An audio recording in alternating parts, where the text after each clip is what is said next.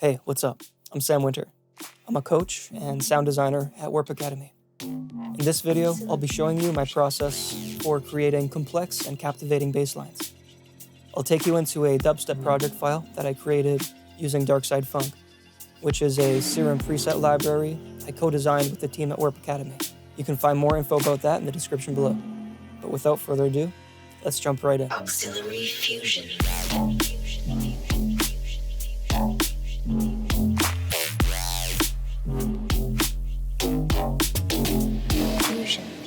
To begin, let's listen to a couple bassline examples to demonstrate what you'll be learning to make in this video. These two basslines are from the Darkside Funk project file collection I created. Here's the first one. This is a funky dubstep bassline, which we'll be recreating here shortly.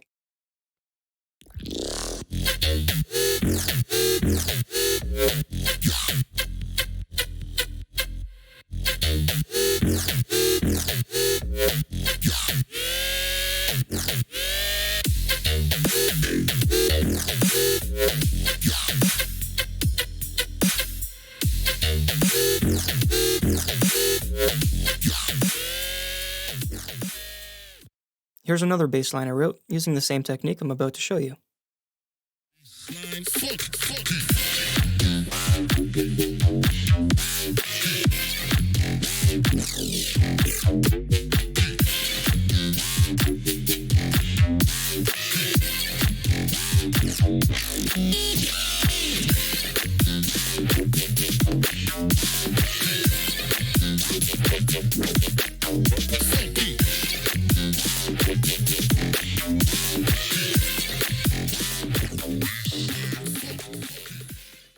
As you can hear, both of these bass lines have lots going on. There are multiple basses that are layered and arranged together, which make up the bass lines. The technique I used to write these isn't the only way there is to write bass lines, just one of the tricks in my toolkit. While these bass lines might sound complex and intricate, the process for creating them is actually quite simple. So, now that you have an idea of what the resulting bass lines should sound like, let me outline the 3 steps I used to create them. Now, there are 3 steps to the process. First, sound selection. This is where we'll select the combination of basses we want to use. In this example, I'm using a total of 9 different basses. Step 2, scale selection. This is where we'll choose a scale to work within and create MIDI clips for that scale. And step 3, the arrangement. This is where we use these MIDI clips and arrange them with the bass channels to create the bassline pattern and variations. Now, let's get into the details for each step.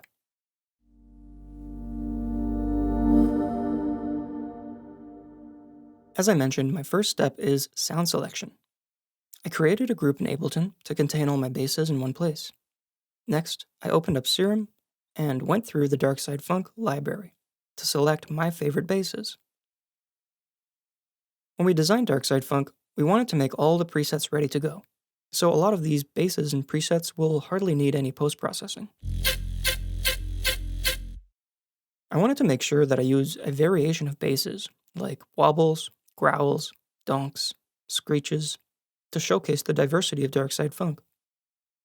If you don't already own Darkside Funk for yourself, you can check it out in the description below. Now, something that's important to me when I'm creating a sound palette is that all the sounds should be cohesive or have a similar texture and quality. I think of it like preparing the ingredients for a delicious meal. You want all the ingredients to complement one another and taste good together.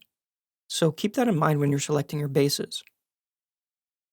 Here's a preview of all the basses for you to hear how all of the sounds are cohesive and relatable. This is a very important element to making a smooth and fluent sounding bass line.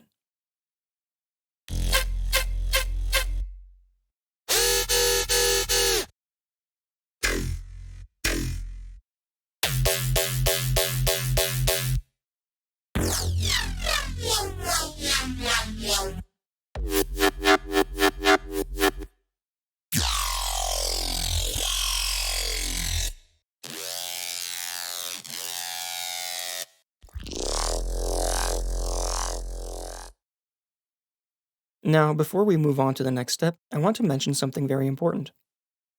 I think of the bass lines like a conversation. In that conversation, I like to have two main characters and the rest be background characters. Think of it like a group chat where two people are dominating the conversation and everyone else is chiming in once in a while. So, with my bass selection, I'll choose my two favorite main basses. These will be front and center stage. The bass line will revolve around these two sounds.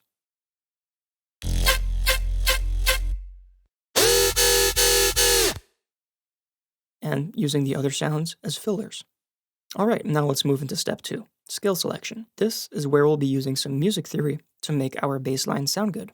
All melodic music revolves around a particular scale. A scale is just a predetermined organization of notes. There are many different scales you can write your bass line melody in, however, I'll leave it up to you to choose. I won't sidetrack too much into music theory, as it can get quite elaborate. However, I'll give you a quick rundown of what I used to create my own bass line.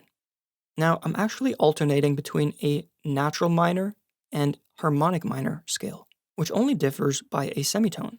This is what a natural minor scale sounds like. And this is what a harmonic minor scale sounds like.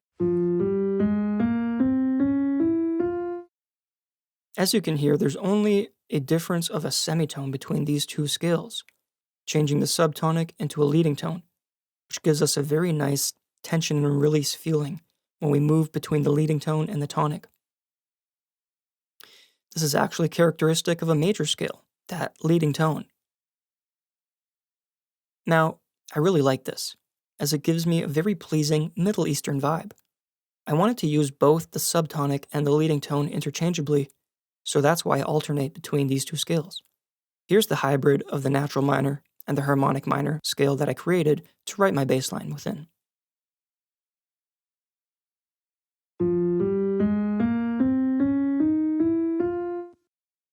Now, once you've chosen your scale, you'll want to choose a key for that scale. Now, most bass music is written in the key of E, F, or G, somewhere around there, with exception of course, but this bass line was written in the key of F. Now, once you've chosen your scale and your key, you can go ahead and map that scale into a MIDI clip. I like to make each note 1 beat long. I map them out in the octave I'll be writing my bass line in. Once you've got everything mapped out, you can go ahead and slice all the notes into individual MIDI clips. Now what you have is a MIDI clip inventory, which we will use in step 3 to drag and drop into our bass channels for the bass line arrangement. Last but not least, this is my favorite part, the arrangement. I love analogies, so I think of my basses as the ingredients and my scale as the recipe. So as long as you stick to your carefully selected ingredients, which is your sound palette, and you follow your recipe, which is your scale, your bass line should sound tasty. Well, this step is more or less up to your imagination. I'll share a few helpful tricks that I like to use for myself. First, I'll create the rough skeleton of the bass line using my two main sounds.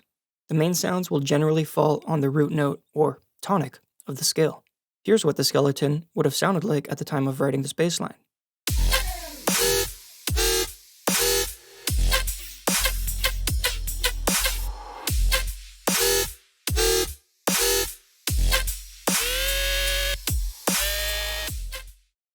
The main skeleton will be the foundation to my motif, which is the recurring pattern or theme of my bass line. Now that the skeleton is in place, the rest of the fillers should be easy to add.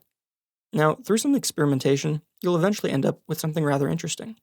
What's so great about this method is that it's flexible, meaning you can move MIDI clips around and ultimately adjust it to your liking.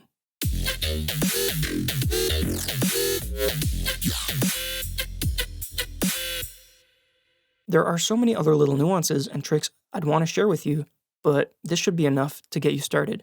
And if you have any questions, feel free to leave them in the comments below or reach out to me through the links provided in the description. If you want to dig your fingers into this Ableton project file for yourself or play around with Darkside Funk and all the samples, all the links are provided in the description below. Alright, there you have it. A simple yet comprehensive process for creating your very own bass lines. The possibilities are endless. This only scratches the surface to my entire production process. If you'd like to take your production game to the next level, I invite you to check out what I have to offer through Warp Academy's Accelerate coaching program. Whether you want to level up in sound design, synthesis, composition, workflow, mixing and mastering, in Accelerate, you'll work directly with me, one-on-one, on the areas that you want to improve on the most. You can find all the details in the description below.